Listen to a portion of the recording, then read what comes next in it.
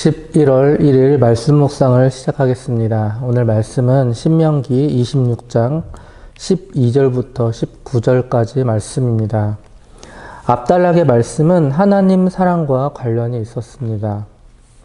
그리고 이어진 오늘 본문은 이웃사랑과 관련이 있는 말씀입니다. 하나님께서는 안식년을 기준으로 하여서 제3년째마다 구제의 용도로 11조를 사용하라고 말씀하셨습니다. 구약시대 당시에는 11조는 두 가지 종류가 있었는데요. 첫 번째 11조는 백성들이 소득의 10분의 1을 하나님께 드리는 그런 11조를 말합니다. 그리고 두 번째 11조는 첫 번째 11조에서 공제한 나머지 소산에서 다시 10분의 1을 바치는 것을 말합니다. 그런데 이 두 번째 11조 가운데 안식년을 기점으로 하여서 제3년과 제6년째 11조는 가난한 자와 불쌍한 자를 돕는 데 사용된 것이죠. 이것이 바로 오늘 본문에서 언급되고 있는 11조였습니다. 말씀을 자세히 살펴보도록 하겠습니다. 12절입니다. 셋째 해 곧 11조를 드리는 해에 내 모든 소산에 11조 내기를 마친 후에 그것을 레위인과 객과 고아와 과부에게 주어 내 성읍 안에서 먹고 배부르게 하라.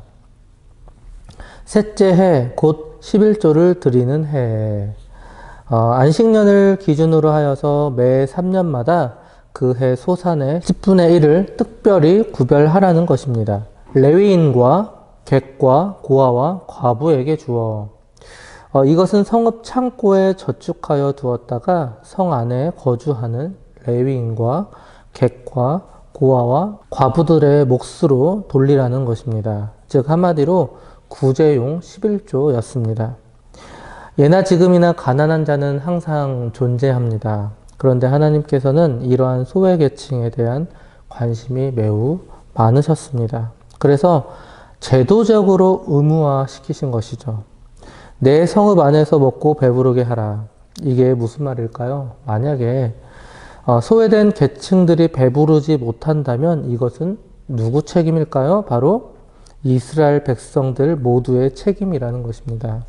우리 주위에도 이처럼 사회에서 소외된 분들이 참으로 많습니다. 단순한 자선 활동이나 구제 차원이 아니라 우리는 책임을 가지고 이들도 주 안에서 기쁨을 누릴 수 있도록 도와주어야 합니다. 이것이 바로 믿는 자들의 공동체, 즉 교회의 역할이죠. 교회가 해야 할 일인 것이죠. 이처럼 이스라엘은 하나님 말씀을 준행한 이후에 이에 대한 신앙 고백을 반드시 드렸습니다. 13절과 14절이 바로 신앙 고백인데요. 먼저 13절입니다. 그리할 때에 내 하나님 여호와 앞에 아뢰기를 내가 성물을 내 집에서 대어 레위인과 객과 고아와 과부에게 주기를 주께서 내게 명령하신 명령대로 하였사오니 내가 주의 명령을 범하지도 아니하였고 잊지도 아니하였나이다. 여호와 앞에 아뢰기를 이는 자신의 공적을 드러내는 것이 아니라 그보다는 일종의 보고입니다. 일종의 신앙 고백이죠. 즉 하나님 앞에서 마땅히 수행해야 하는 의무를 시행하였음을 보고하는 것입니다.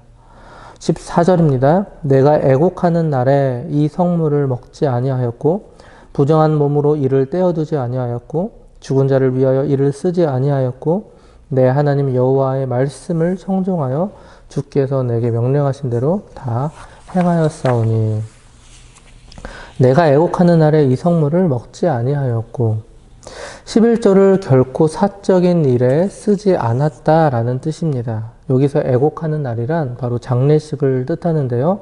히브리인들은 대개 7일 정도의 장례 기간을 가졌습니다. 그리고 이때에는 많은 음식들이 필요했죠. 따라서 이를 충당하기 위하여 하나님께 구별해 놓은 11조를 사용하지 않았다라는 뜻입니다. 부정한 몸으로 이를 떼어두지 아니하였고 예를 들어 장례를 치르게 되면 자연스럽게 시체를 가까이 합니다. 그러면 몸이 부정하게 되죠. 그런데 이와 같이 부정한 상태에서 하나님께 바치는 그런 성물에 가까이 하지 않았다라는 뜻입니다. 오늘날 우리는 하나님께 예물을 드릴 때에 어떠한 마음과 또한 어떠한 자세로 하나님께 예물을 드리고 있을까요? 아무런 감각 없이 그리고 형식적으로 드릴 때가 많지 않을까요? 그러나 구약의 정신은 구별되고도 그리고 성결한 마음으로 하나님께 예물을 드릴 것을 말씀하고 있습니다. 여러분, 이 정신은 우리가 오늘까지도 고스란히 간직해야 할 그런 정신인 것 같습니다. 이처럼 하나님의 명령을 준행한 자는 다음과 같은 축복을 구할 수가 있는데요. 15절을 보시면 원하건대 주의 거룩한 처소 하늘에서 보시고 주의 백성 이스라엘에게 복을 주시며 우리 조상들에게 맹세하여 우리에게 주신 젖과 꿀이 흐르는 땅에 복을 내리소서 할지니라. 이처럼 이스라엘 백성들이 여호와께 복을 주십사 요청할 수 있는 것은 그들이 여호와의 계명을 온전히 수행한 뒤에 주어지는 권리였습니다.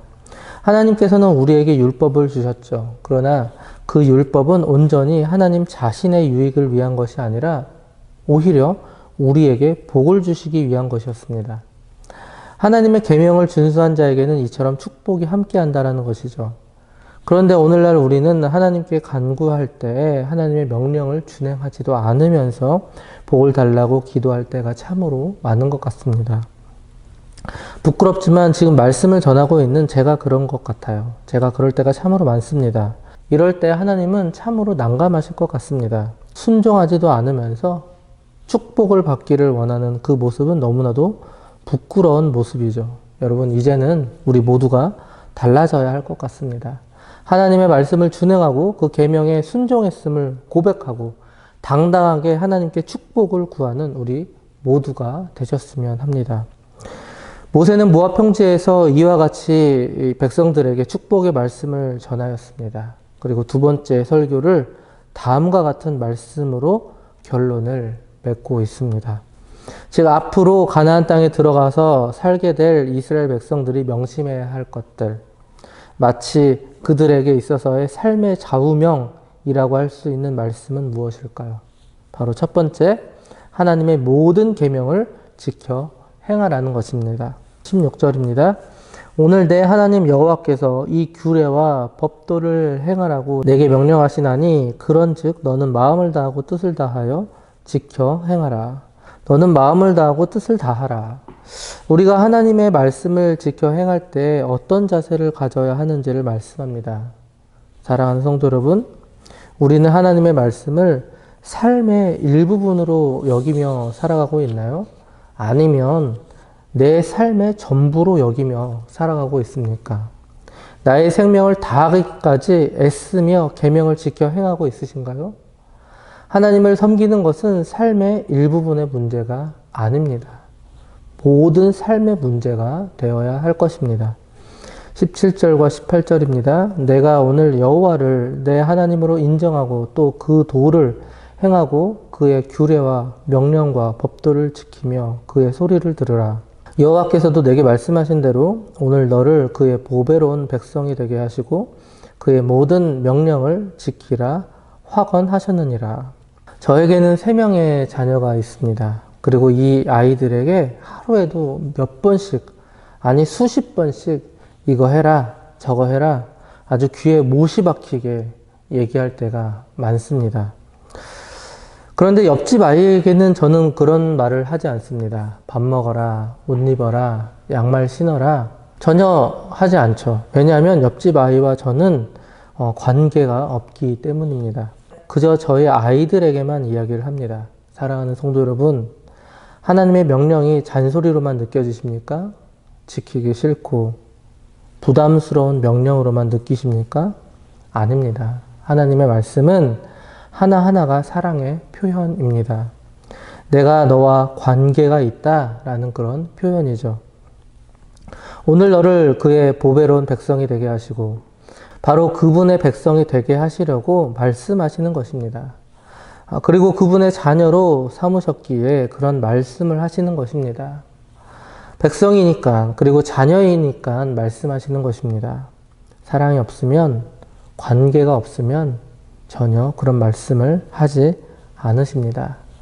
그 사랑의 하나님께서 우리를 백성 삼아주시고 자녀 삼아주심은 그들을 하나님의 거룩한 백성으로서 영광을 받게 하기 위함이었습니다. 마지막 9절입니다. 그런즉 여호와께서 너를 그 지으신 모든 민족 위에 뛰어나게 하사 찬송과 명예와 영광을 삼으시고 그가 말씀하신 대로 너를 내 하나님 여호와의 성민이 되게 하시리라.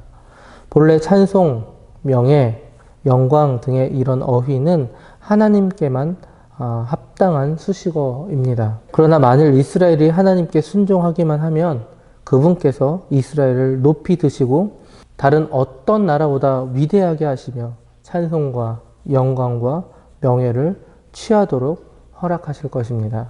말씀을 다시 정리해 드리겠습니다. 사랑하는 성도 여러분, 우리는 그분의 자녀입니다. 그리고 우리는 그분의 백성입니다. 관계가 없으면 사랑도 없고 관계가 없으면 말씀도 없습니다. 그분의 말씀하심은 바로 관계가 있다라는 뜻입니다. 그분의 말씀하심은 바로 사랑이 있다라는 뜻입니다. 그래서 우리는 그분의 말씀에 순종해야 합니다. 순종은 바로 우리들을 위한 것이죠. 하나님은 그 순종을 통하여 우리에게 영광의 옷을 입혀주시기 원하십니다. 오늘도 그 순종함으로 그분의 자녀된 도리를 충실히 이행하시는 저와 장자 가족들 되시기 바랍니다.